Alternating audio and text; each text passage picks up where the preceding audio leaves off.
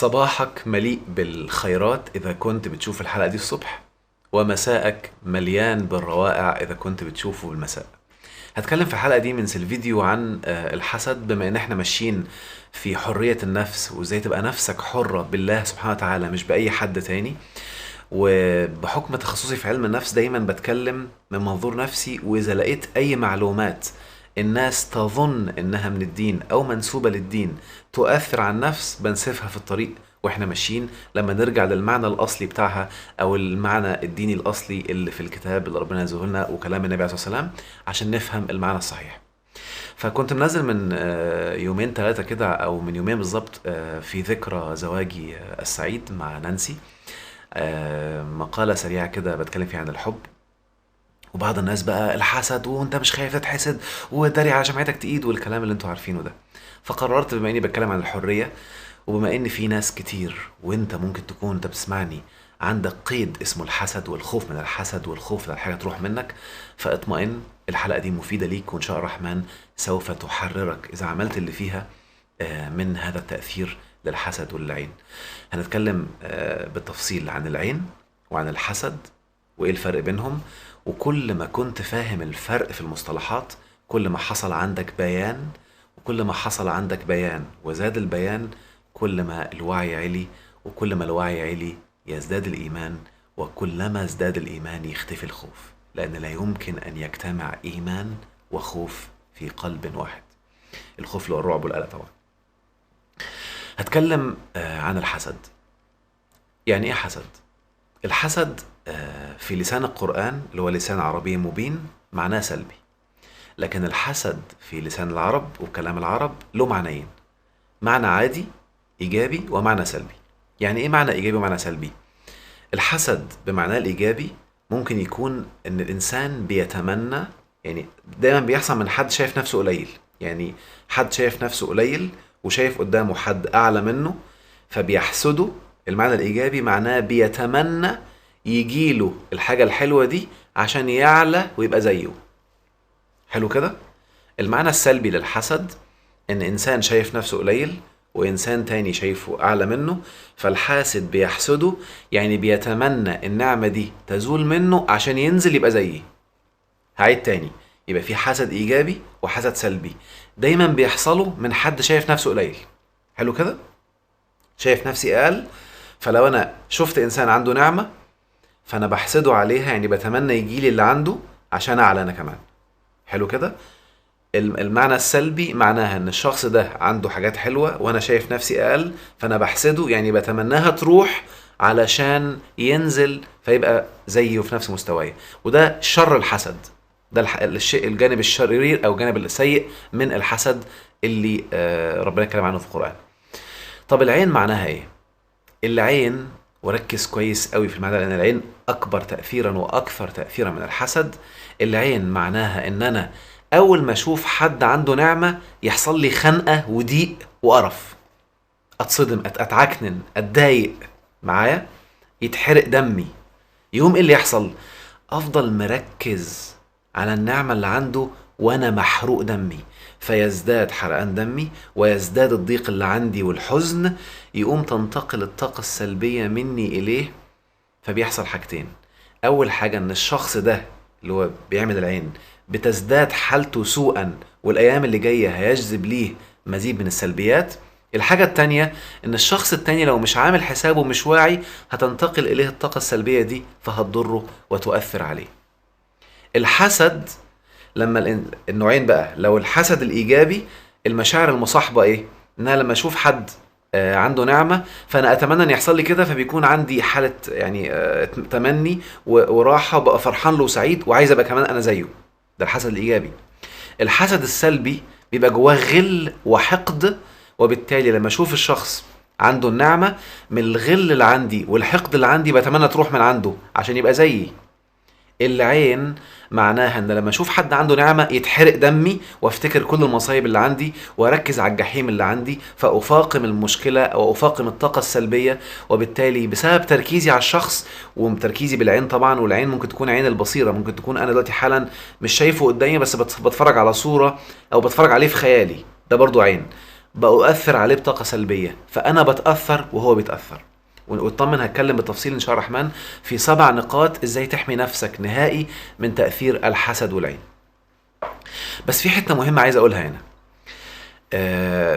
لما ربنا سبحانه وتعالى بيتكلم عن الحسد، لأن بعض الناس يقولك الحسد مذكور في القرآن، مذكور. طب أنا عارف إنه مذكور، يمكن بحب دايما أنكش لما حد يقول لي كده الحسد مذكور في القرآن، أقول له حلو، والنملة مذكورة في القرآن، والنحلة مذكورة في القرآن، والموت مذكور في القرآن، يعني هقول إيه، النملة مذكورة في القرآن أترعب منها يعني؟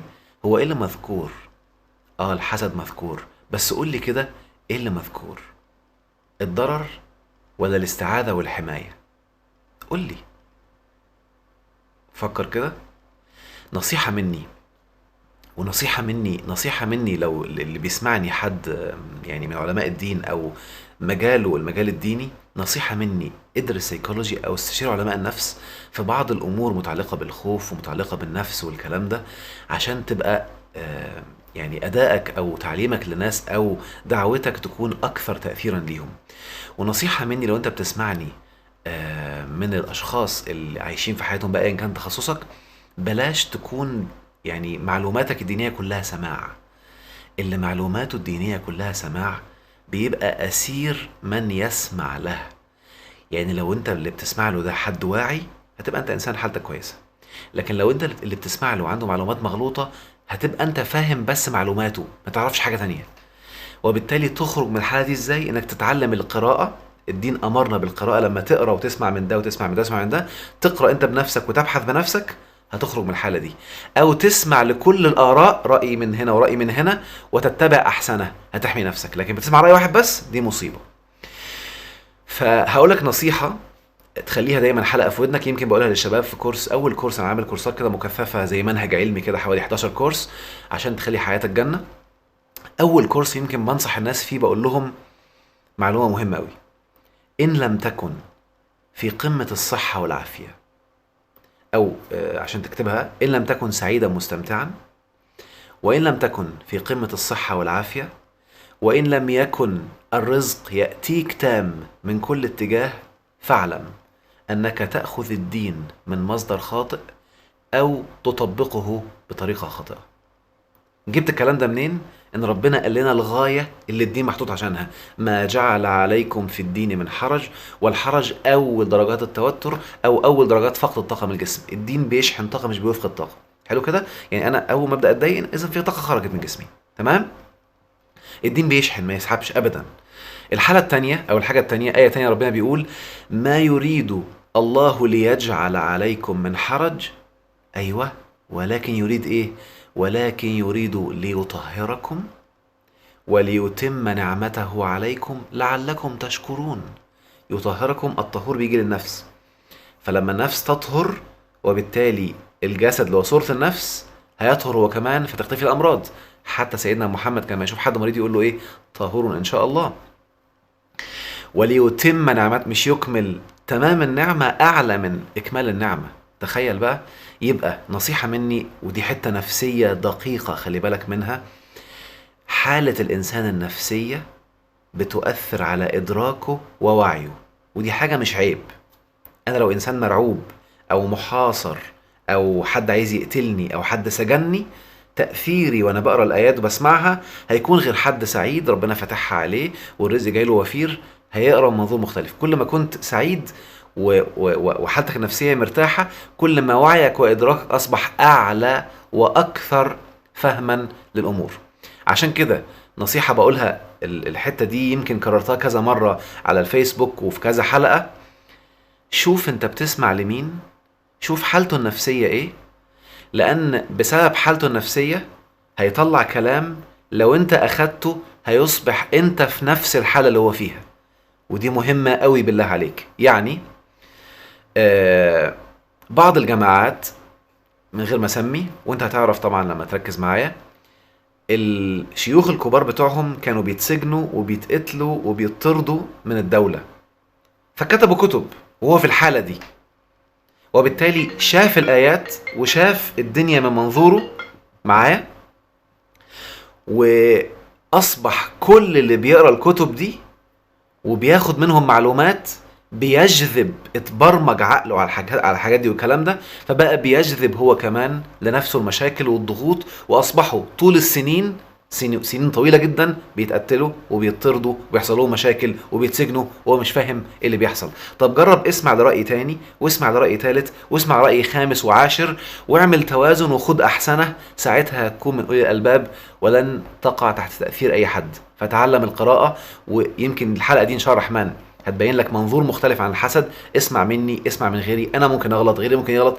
اسمع وتبين لكي تصل للمعلومة الصحيحة.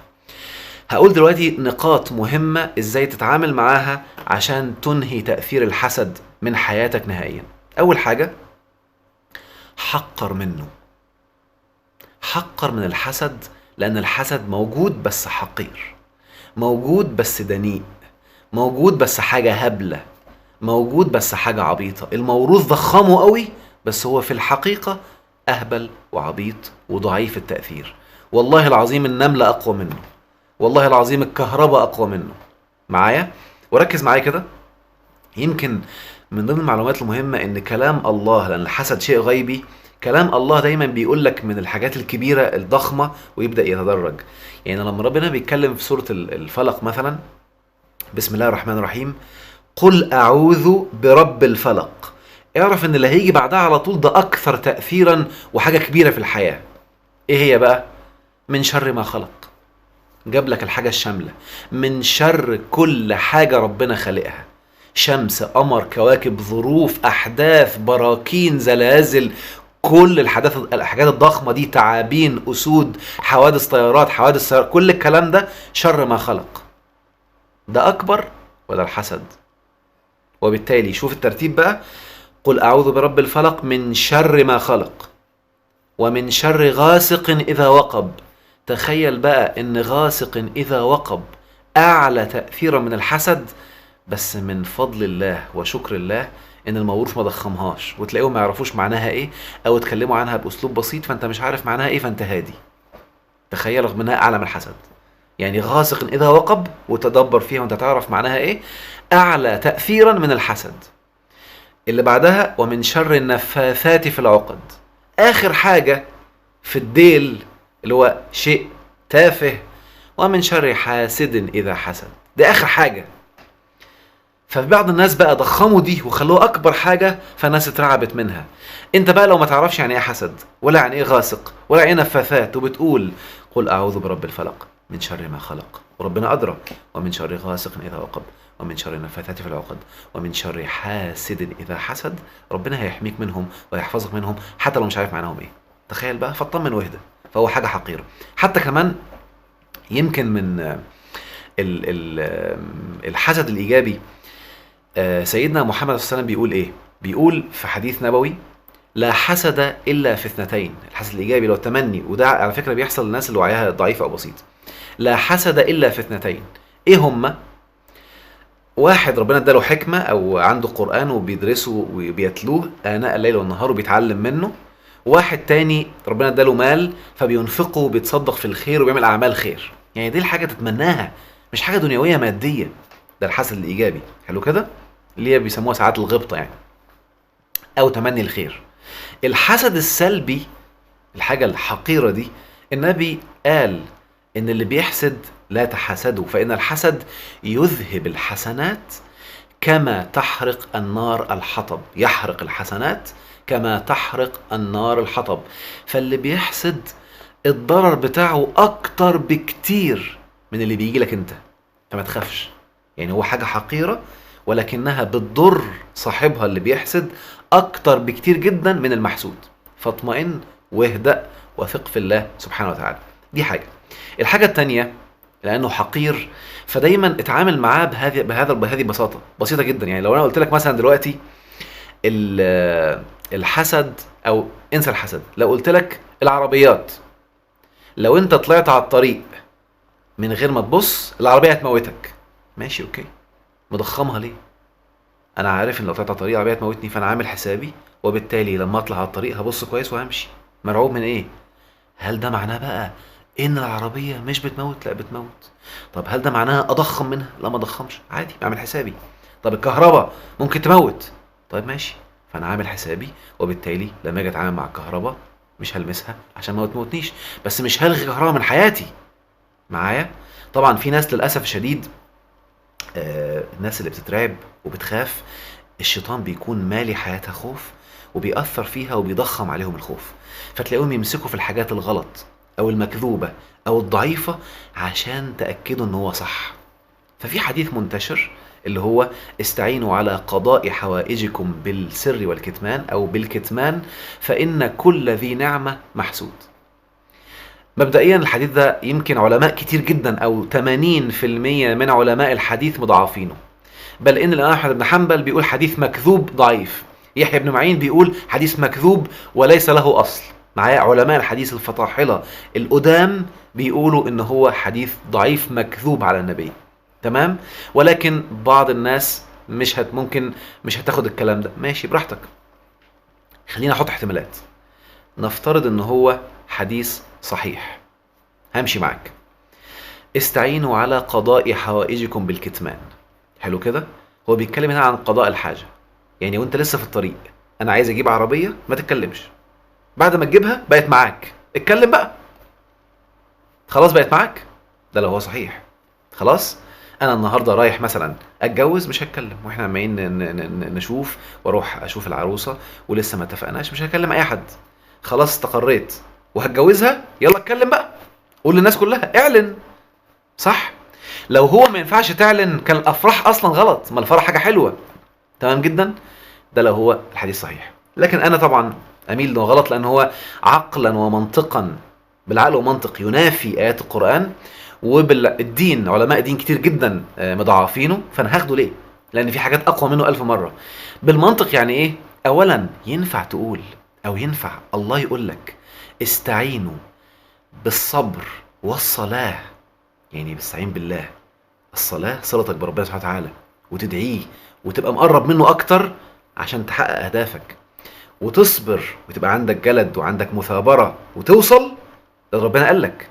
ويجي حد يقول لك استعينوا بالكتمان، يعني أنت خايف من الناس ومش واثق في ربنا؟ ما الكتمان عشان الناس. صح ولا غلط؟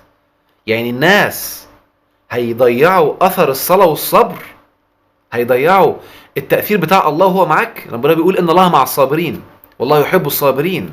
معايا؟ واللي هو بيصلي وساجد أقرب ما يكون العبد من ربه، ده هيضيع عشان ناس؟ أتخشونهم والله أحق أن تخشوه.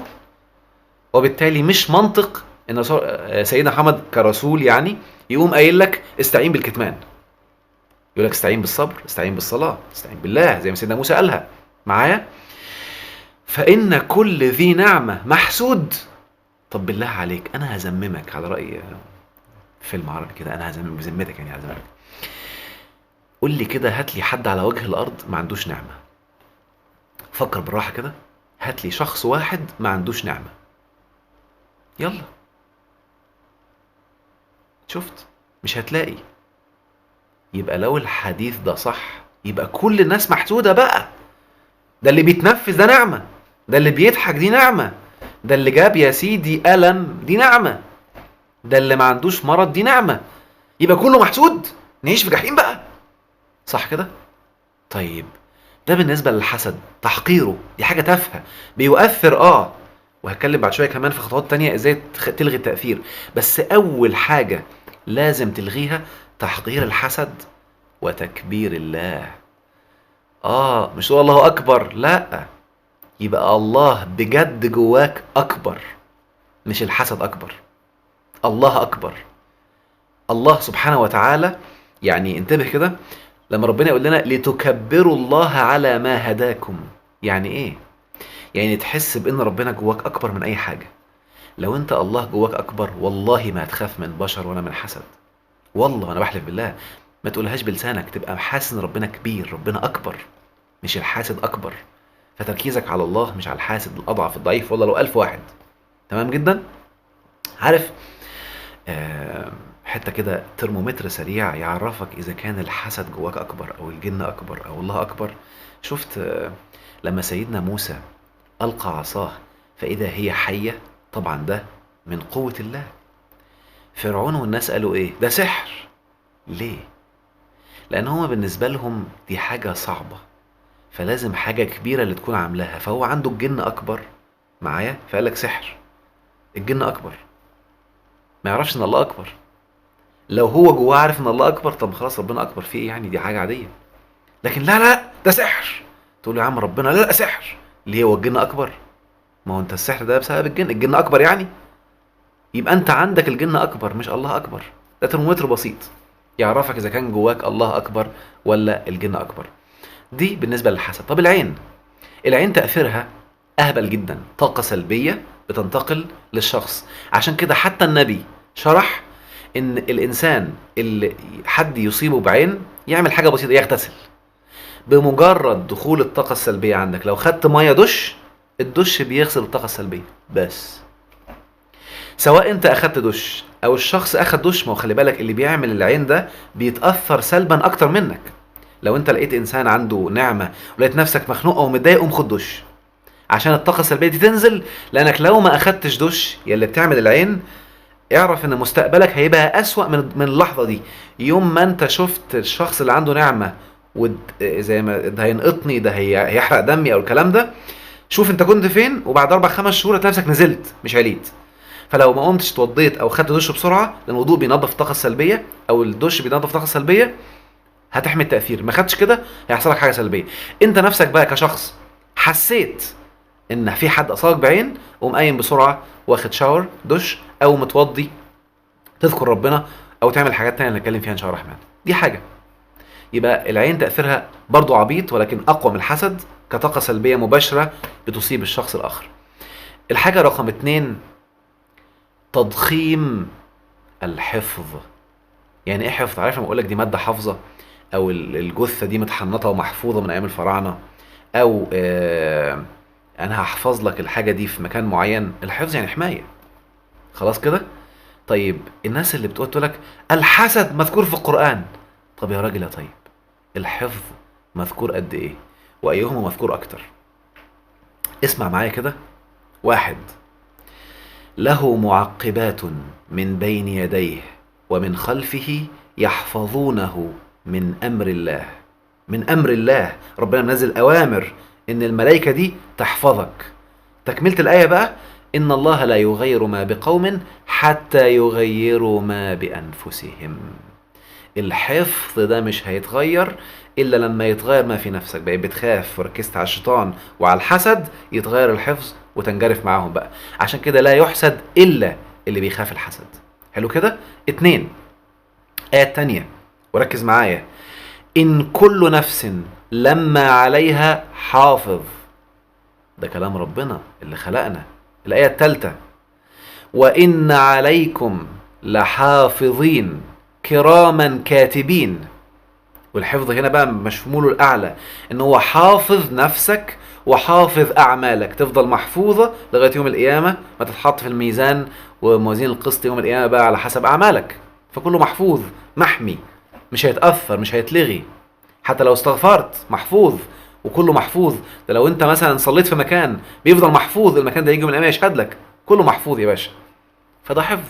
خد عندك كمان، وهو القاهر فوق عباده ويرسل عليكم حفظة حتى إذا جاء أحدكم الموت توفته رسلنا. انتبه كده، ركز معايا. ويرسل عليكم حفظة حتى إذا جاء أحدكم الموت. يعني هتفضل محفوظ لغاية ميعاد موتك اللي ربنا مقدره. تخيل طبعا دي، ربنا قال بقى ما لم تغير ما في نفسك. حلو كده. يعني ما حدش يقول لك الموت اصله مات يبقى اتحسد، لا، الحسد خارج، الموت خارج الحسد خالص. معايا؟ طبعا في زياده على ان العين حق، ده حديث صحيح، لكن في بعض الناس زودوا عليه، وان العين دخلت الجمل القدر، يعني الجمل بقى موتته دخلته تتغلي يعني وتتاكل يعني، ودخلت الرجل القبر. طبعا دي زياده مكذوبه وعلماء كتير جدا مكذبينها، ولكن الناس بقى طبعا بتحب تمسك في الكلام ده. فالموت ملوش علاقه نهائي لا بالحسد ولا بالعين. ربنا بيقول لك انت محفوظ لغايه ما يجي ميعاد موتك اللي ربنا مقدره، ساعتها الرسل بتيجي تاخد نفسك، لان ده مقدر. وبالتالي وهو القاهر فوق عباده، ربنا هو القاهر اهو، هو القهار. معايا؟ وهو القاهر فوق عباده ويرسل عليكم حفظه. حتى إذا جاء أحدكم الموت توفته رسلنا وهم لا يفرطون. طب انتبه كده، اللي بيحفظ ده ربنا حتى بيقول إن ربي على كل شيء حفيظ. وخلي بالك حفيظ صيغة مبالغة من حفظة، علم صيغة مبالغة عليم، معايا؟ مثلا ناصر صيغة مبالغة نصير، فحفيظ صيغة مبالغة من حفظ. ربنا بقى على كل شيء حفيظ، مش عليك انت بس، ده حفيظ على كل حاجة، بيحافظ على كل حاجة، معايا؟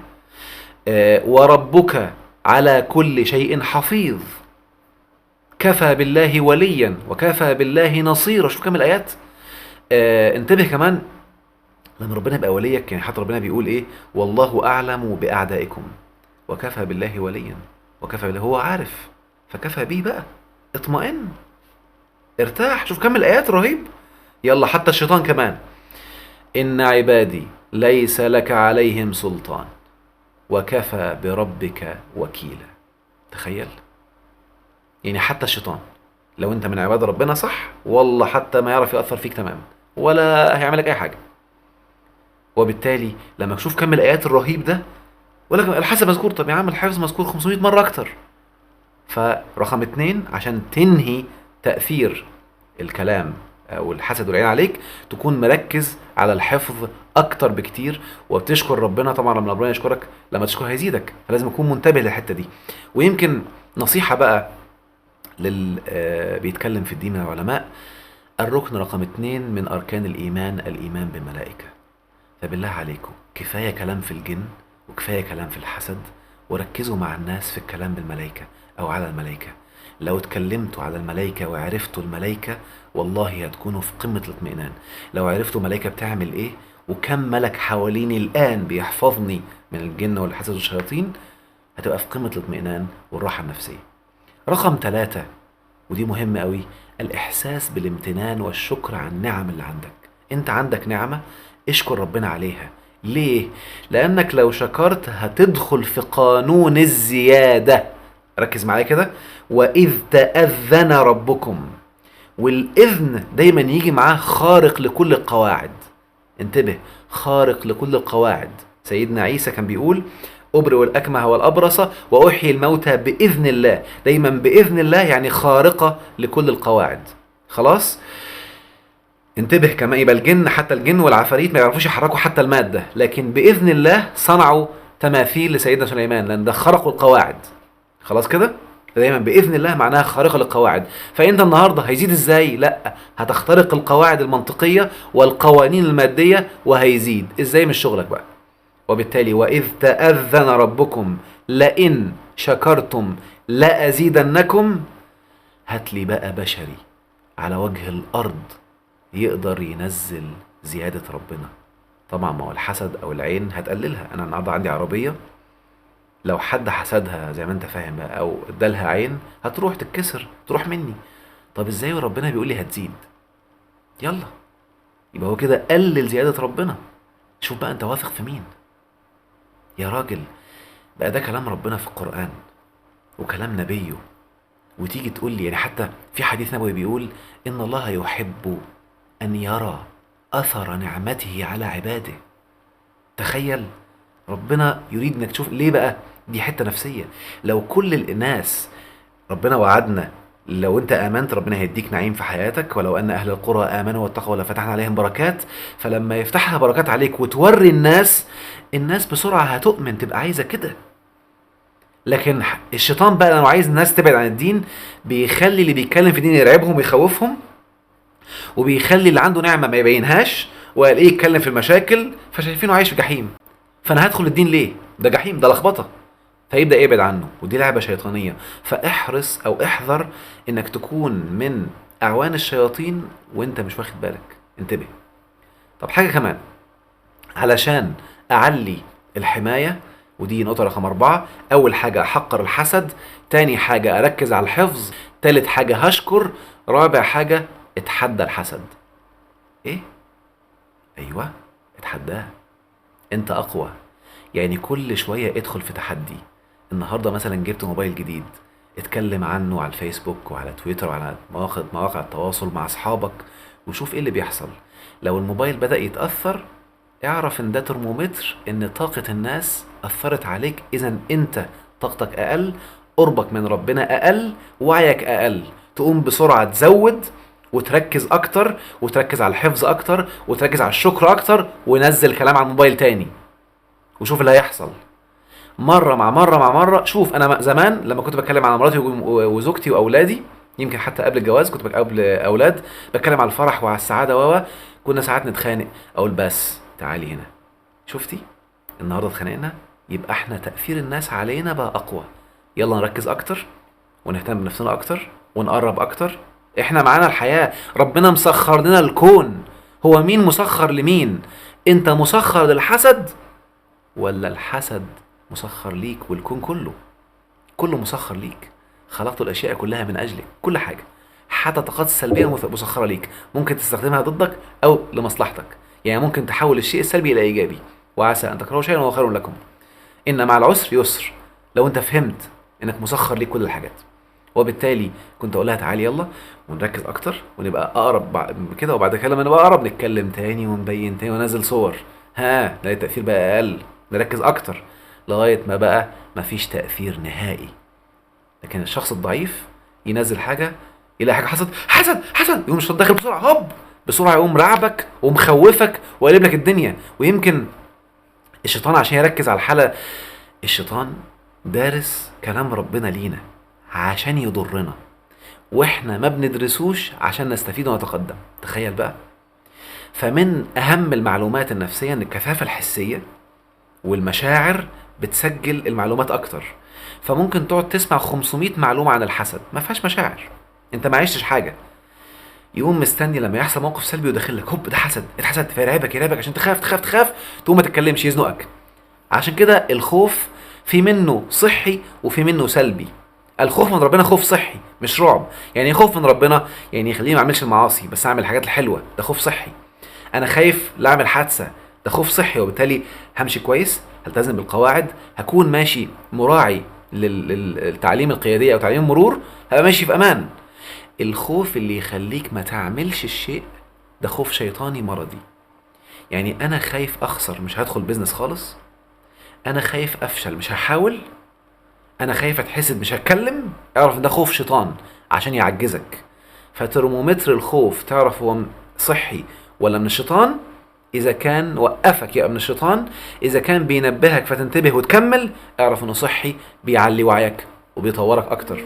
وبالتالي طب ارد وارجع لك تاني. نرجع لموضوعنا معلش، كان بس مكالمه مهمه. فعشان كده الشيطان بقى بيستنى لما يحصل موقف معين سلبي، يقوم يستغل الكثافة الحسية ويرعبك عشان لما تترعب تنسى كل اللي انت كنت حافظه واللي انت كنت عامله. يمكن فاكرين احمد الجبلي الله يرحمه، اول ما حصل كده يدخل ايوه هو مات علشان كان بينشر الصور، هو مات عشان كان كذا، عشان يرعب الناس اكتر، مع انه مات. يا جماعة كلنا هنموت. وبالتالي حتى كمان لو سمعتوا الكلام بتاع زوجته، ولو عرفتوا قصة احمد اصلا كان عنده مشكلة، ربنا يعافينا يا رب، كان مرض، كان بيروح يعني كان بيغمى عليه فجأة كده، فكذا مرة أغمى عليه وهو سايق العربية وعمل حادثة، فهو كان عارف إنه هيموت قريب. يعني حتى كمان كان بيقول لمراته أنا هموت قريب، وكان بيقول لها كده، كانوا دايما يقعدوا مع بعض يتخانقوا، لا أنا هموت قبلك، فهو كان عارف ومستعد إنه هيموت قريب. حتى كمان كان راح القبر بتاعه وشاف وقال أنا هدفن هنا وبتاع، فهو كان عارف. دي حاجة تانية خالص ملهاش علاقة بالحسد. فما يجيش بقى الشيطان يرعبك ايوه، ويطلع بقى الناس اللي والله بنبهكوا انتوا بتبقوا اعوان الشيطان وانت مش واخد بالك، لانك بتثير الرعب عند الناس. ايوه شفتوا انا حذرتهم ما ينزلوش الصور، اهو مات، عشان تعرف ان عندي حق. طب خلي عندك دم حتى، هي تعبانه ولا متألمه، يعني بغض النظر ان كلامك غلط خليه عندك رحمه حتى يعني. وبالتالي ربنا يا رب يصبرهم، بما اني جبت سيره احمد الجبلي وزوجته، ربنا يا رب يصبرك. و اوعي كلام الناس يأثر فيكي، خليكي سعيدة واعرفي انك اللي انتوا نشرتوه ده والحياة السعيدة اللي كنتوا فيها كنتوا بتدوا نموذج ايجابي جميل للناس، وده ملوش علاقة خالص بأي حالة موت. لو انا مت بكرة او مراتي ماتت بكرة، اوعى حد كذاب يقنعك ويقولك ده من الحسد معايا، ده اجل ربنا جابه، الحفظة خلاص انتهى دورهم، ويجي ساعتها الكلام انا بقالي مثلا 7 سنين بنزل صور ليا ومراتي واحنا سعداء، خلاص يعني 7 سنين بعد كده يقوم ميت النهارده خلاص، وبالتالي يقوم جاي لك مستني. هو يحصل اي انسان في الدنيا يحصل له حاجه سلبيه لازم يقوم ساعتها الشيطان مستني اول ما الشيء سلبي يجي هوب حسد فيرعبك ويخوفك. بمناسبه موضوع وفاه احمد الجبلي هقول نصيحه غريبه شويه ملهاش علاقه بالموضوع لزوجته، نصيحه مني. احمد الجبلي بيحبك، ولو بيكلمك دلوقتي او ينفع يكلمك هيقولك لا تستمري واتجوزي. وانا بقولك لو انت بتعبدي احمد الجبلي بتعبديه ما تتجوزيش. لو انت بتعبدي ربنا انت لسه صغيره وبنتك صغيره، مهم جدا عشان مصلحتها وعشانك انت كمان كأنثى وليكي احتياجات لابد انك تتجوزي. انسي الموروث، انسي الناس، كل دي خزعبلات موروثيه من المجتمع، وعيشي بقى ومعرفش مين والكلام الفاضي ده ملوش علاقه بالحب، ده تعلق.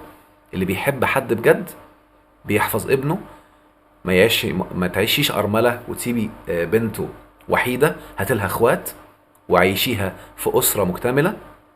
وده كان الصحابه بيعملوه عادي جدا. ده حتى بنت سيدنا محمد لما توفت بنتها زوجته الثانيه او بنته الثانيه اتجوزت نفس الزوج، ومش عيب ولا حرام يعني، وده طبيعي جدا في الناس اللي فاهمين الدين الصح، مش متاثر وبيعبدوا الاشخاص.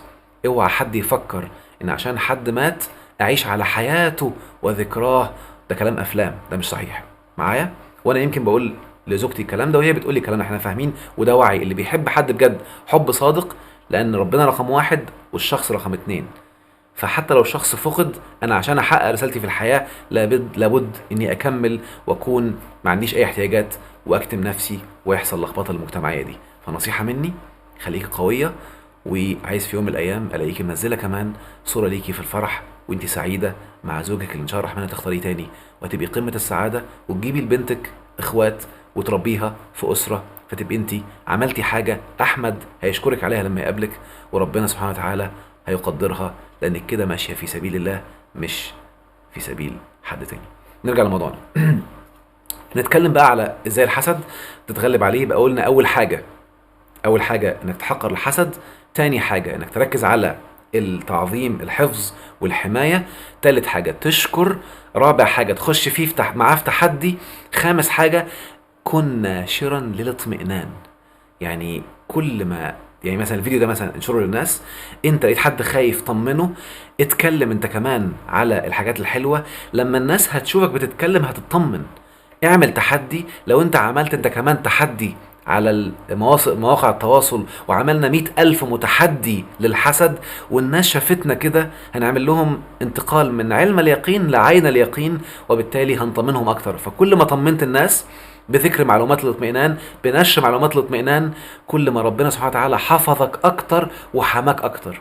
وكل حد اطمن بالله وبحفظ الله كل ما جالك اضعاف اضعاف اطمئنان، وبالتالي مستحيل اي حد في الدنيا يقدر يحسدك. حلو كده؟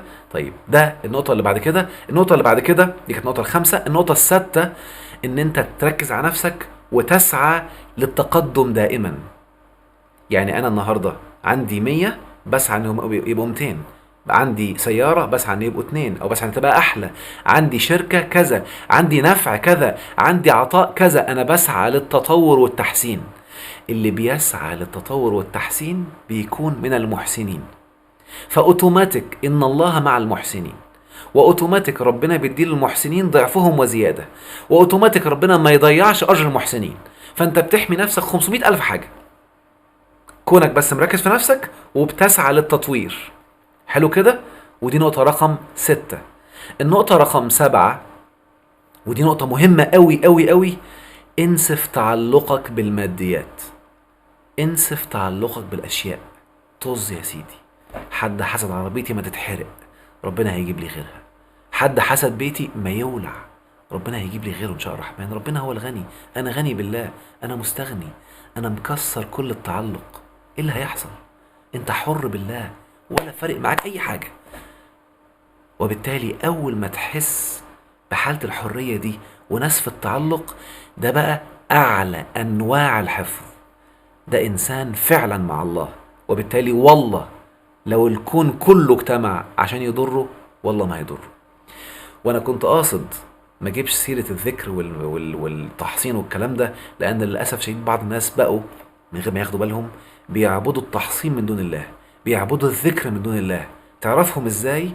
أول ما حد يقول له فلان ده عينه وحش، أعوذ بالله، مش اللي بيتشنك كده ده بيعبد الكلام ده، بيشرك بالكلام ده الله، ودي حتة خطيرة، ده شرك خفي ما حدش واخد باله منه. عشان كده كان سيدنا محمد بيقول: اللهم إني أعوذ بك من أن أشرك بك شيئا أعلمه وأستغفرك لما لا أعلمه. من وجهة نظري نفسيا ده الشرك اللي انت ممكن تكون مش واخد بالك منه، انك بتشرك ربنا بالايات او بالاعداد. يعني ايه البقره طول اليوم؟ البقره مش هتحميك، والله لو قريتها 500 مره رب البقره هو اللي بيحميك مش البقره. وبالمناسبه مفيش اي نص ديني بيقول لك البقره بتحمي، فبطلوا بقى وجع دماغ وقاعد بتحرق نفسك كل يوم بالبقره كلها، ما بتعملش ما بتنفذش حاجه، انت عمال تقرا بغبغان والله ما هتحميك، وبتتحسب برضه. يعني انت شوف بتقراها كل يوم قد ايه ومحسود برضه، والله بيتحسدوا. يعني اللي بيعمل كده اكتر حد بيتحسد. نصيحه مني، انا بشوف حالات يوميا بقى من سنه 95 من وانا في ثانيه في الجامعه معايا، وبالتالي مهم جدا تكون مركز انه لا يحسد الا اللي بيضخم الحسد، لا يحسد الا اللي بيخاف من الحسد. عيش مطمئن بالله، اشكر الله سبحانه وتعالى، استمتع، انشر النعم، وبين للناس النعم ربنا، وبين للناس ربنا بيقول: ليبلي المؤمنون منه بلاء حسنا. بلاء حسن طبعا في موروث فسروا حسن يعني مصايب ومتعور وبتخرشم، ده بلاء حسن، مع ان في حاجه اسمها بلاء حسن وبلاء سيء. وبالتالي البلاء الحسن هيجي لك. بين للناس ان لما ربنا بيحب عبد بيديله بلاء حسن عشان الناس تقرب من ربنا اكتر، وهم كمان يتذوقوا جنة الدنيا على الارض. وكل ما شكرت ربنا هيزودك. وبالتالي عيش بقى، طبق، مش بقولك ما تعملش الذكر، طبق الذكر بس بوعي، بحكمة، بانك وانت بتقول قل اعوذ برب الفلق مركز على رب الفلق، مش مركز على الاخلاص المعوذتين، مش مركز عليها، مركز على الخالق، مش على الشيء اللي بتقوله، مش على الكلام اللي بتقوله، مش على كم مرة قلتها، انت مركز على رب الخالق. حلو كده؟ وبالتالي هتعيش باطمئنان وهتعيش بسعادة. اشوفكم على خير يا رب ان شاء الله الرحمن في الحلقة القادمة من سيلفيديو.